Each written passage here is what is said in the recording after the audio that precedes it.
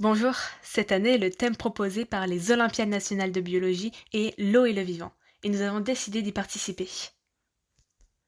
Nous, c'est Clémence, Louise, Sarah et Julie. Nous étudions au lycée Raymond Queneau, situé à Yvetot, en Normandie. La Normandie, c'est ici, et ça ressemble à ça. De la pluie et des champs à perte de vue, ils occupent 70% du territoire normand.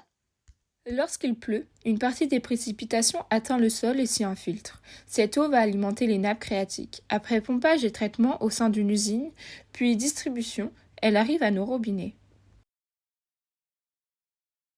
Les activités agricoles ont modifié notre environnement en ajoutant des molécules au sol.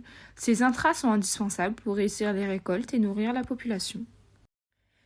Mais le problème est que les eaux de pluie, en s'infiltrant dans les sols, peuvent emporter avec elles ces polluants de nature chimique. Ces nitrates peuvent engendrer la formation de composés nitrosés, dont certains sont cancérogènes pour l'être humain.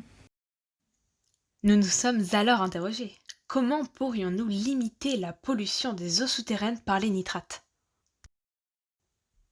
Nous avons appris qu'il existait des plantes fixatrices d'azote, comme la moutarde. L'objectif de notre expérience sera de tester la capacité de la moutarde à fixer l'azote et ainsi tester sa capacité à empêcher l'excédent d'azote utilisé dans les champs de fuir vers la nappe phréatique.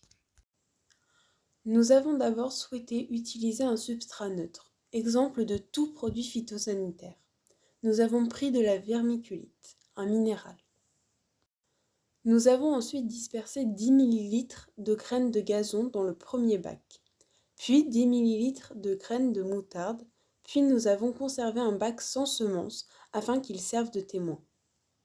À l'instar des processus agricoles, nous avons placé dans chaque bac 4 perles d'azote à 30%. Nous avons veillé à ne pas mettre une trop grande quantité. Une concentration excessive d'azote empêche le développement des végétaux. Après des arrosages réguliers, tous les 2 jours, les plantules ont bien poussé. 11 jours plus tard, le système racinaire des plantules s'était suffisamment développé et nous avons réalisé le test au nitrate. Si notre hypothèse était correcte, nous nous attendions à avoir une concentration en nitrate moins importante dans l'eau recueillie après son passage dans un sol cultivé avec la moutarde que dans l'eau ayant traversé le sol des 2 autres bacs. Après 10 minutes d'attente, voici les résultats que nous avons obtenus. Notre hypothèse était validée. Nous avons souhaité poursuivre l'expérience et réaliser de nouveaux tests, 2 jours plus tard. Et là, l'ensemble des résultats montraient que l'eau, après passage au travers du sol, avec mise en culture de moutarde, contenait de nouveau de l'azote.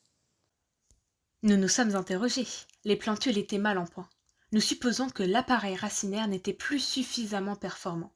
Si nous voulons maintenir l'expérience sur un plus long terme, nous supposons que le substrat doit être changé.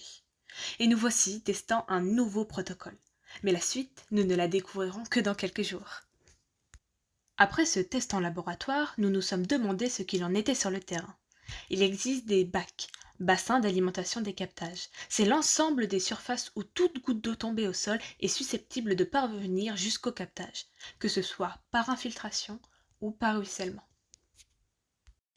Nous avons appris que des études sont menées autour d'un bac proche de chez nous, à Bourdainville.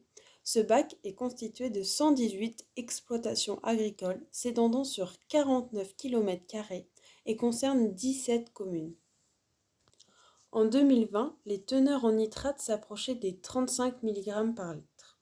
Sans pollution, la teneur en nitrate des sols est de 0 à 0,1 mg par litre.